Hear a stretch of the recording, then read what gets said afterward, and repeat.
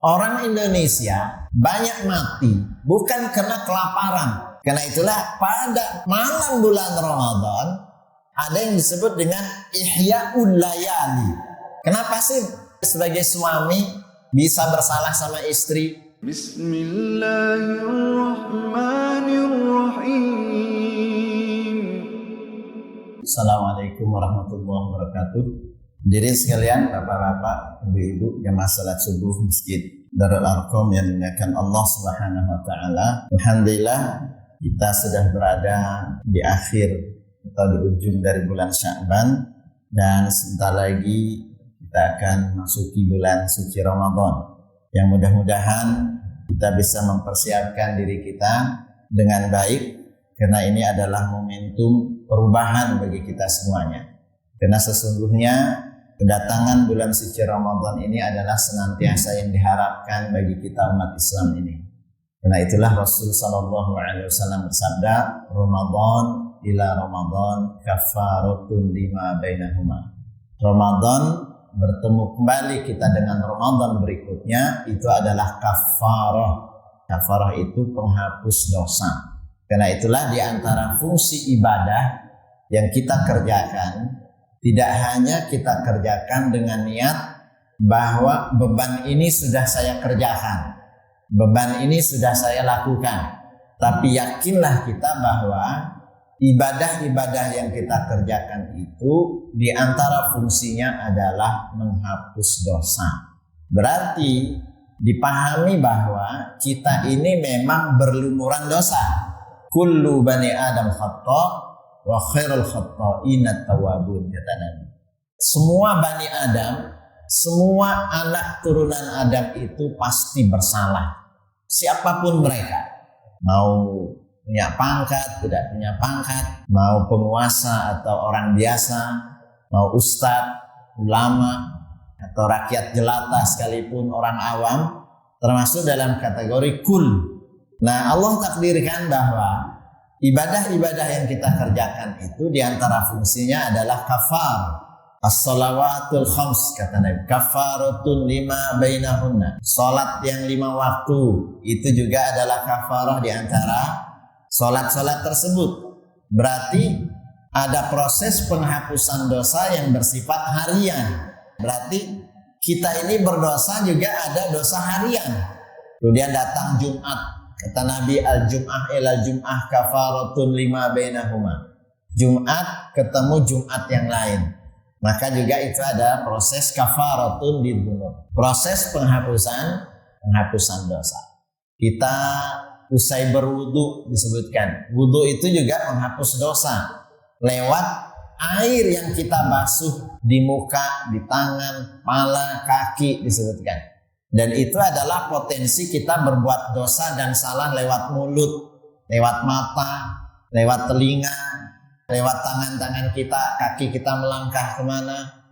Itu proses kita mungkin sekali punya potensi melakukan salah dan dosa. Nah, itu banyak hadis yang kemudian menjelaskan ibadah-ibadah yang kita kerjakan itu diantara fadilahnya adalah menghapus dosa. Saumu yaumi Arafah yukaffirus sanatain. Puasa hari Arafah menghapus dosa 2 tahun. Kemudian ada puasa Dzulhijjah, puasa Muharram, sama juga fungsinya. Demikian juga tatkala Ramadan ini tiba, tatkala Ramadan ini datang kepada kita. Nah, oleh karena itulah memahami hal ini bahwa ini adalah sebuah peluang bagi kita untuk bisa kita kerjakan. Nah, Ibnul Qayyim Az-Zawji di dalam kitab Zadul Ma'ad menjelaskan bahwa puasa ini yang di antara fungsinya kafarah, menghapus dosa dan kesalahan kita. Dari mana potensi dosa itu bisa muncul?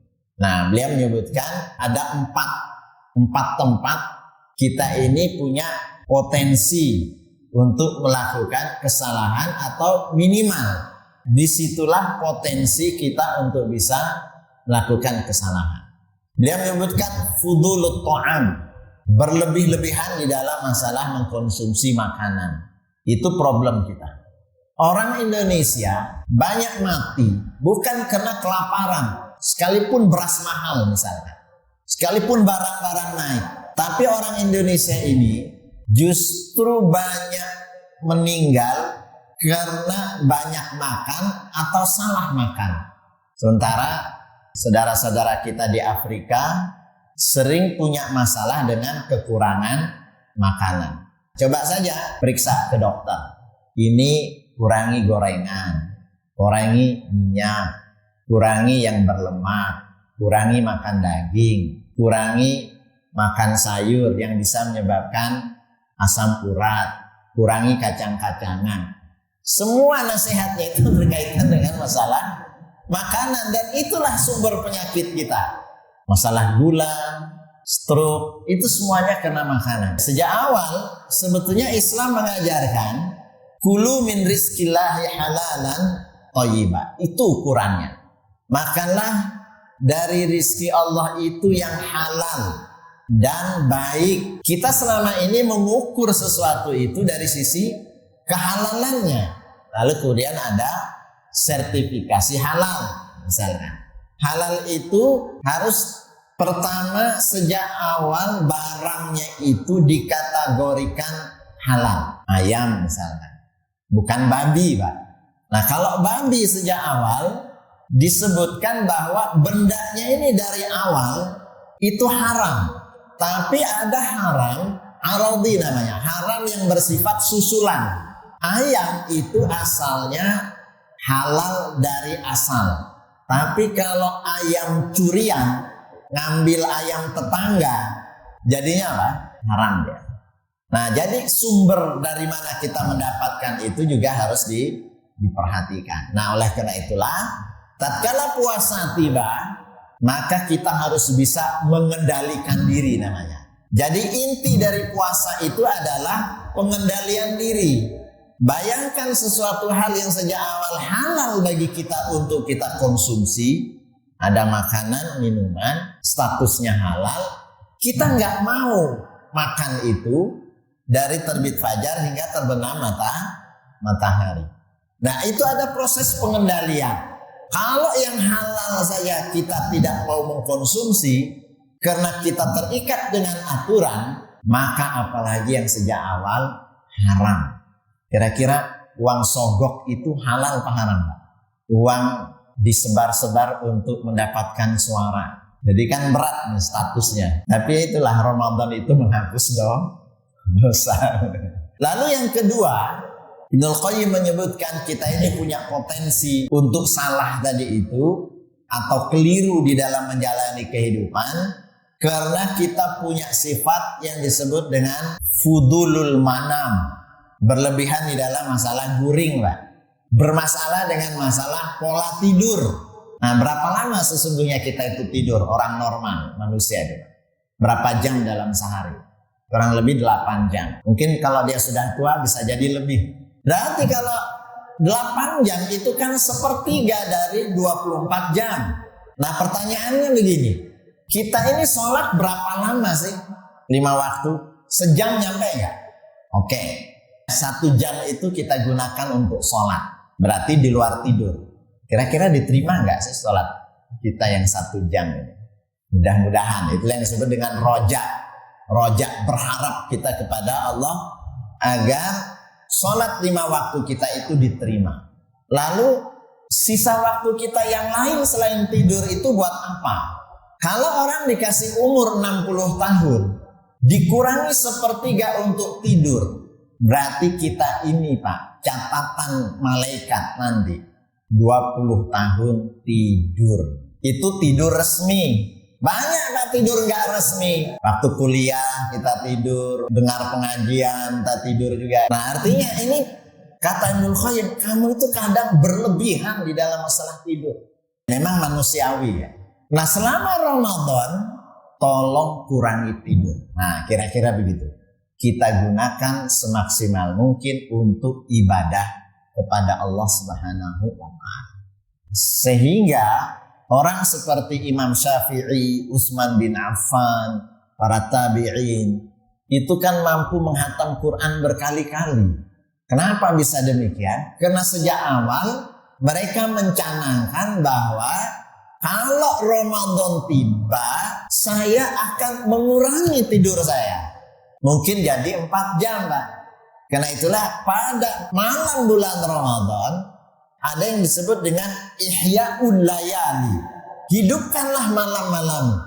Karena kita ini dikasih bonus untuk kafaratun lidzunub tadi, untuk menghapus dosa dan kesalahan itu bukan hanya lewat puasa Ramadan di siang hari.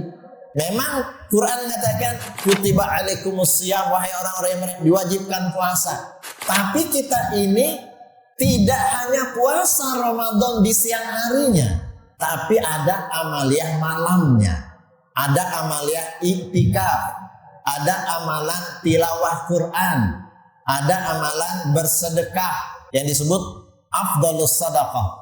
Sedekah yang terbaik itu adalah pada bulan Ramadan. Nah, itu kan amalan. Nah, ini bisa kita kerjakan dengan meminimalisir tidur. Karena selama 11 bulan kita sudah banyak tidur. Yang ketiga, ada penyakit kita itu yang disebut dengan fudulul kalam. Berlebihan berpander. Mulut ini nggak terjaga. Mulut ini setiap kali ada berita masuk langsung di-share. Itu bagian dari kalam kita pada saat sekarang ini. Kalau dulu orang punya potensi berbicara, itu kalau ketemu orang disebut dengan mukhatab, orang yang diajak bicara, lawan bicara. Karena itu dulu orang tidak banyak bicara, kecuali tatkala dia berinteraksi dan bertemu dengan orang. Tapi kemajuan teknologi sekarang membuat kita itu bisa berbicara dalam banyak waktu, dalam banyak kesempatan, dengan siapapun, dengan teknologi yang ada. Nah, di sini juga kita harus bisa lebih berhati-hati di dalam kalam kita. Sehingga Ali bin Abi Thalib itu pernah menyebutkan gini, man kasura kalamuhu kasara khata'uhu. Barang siapa yang banyak bicara pasti banyak salahnya.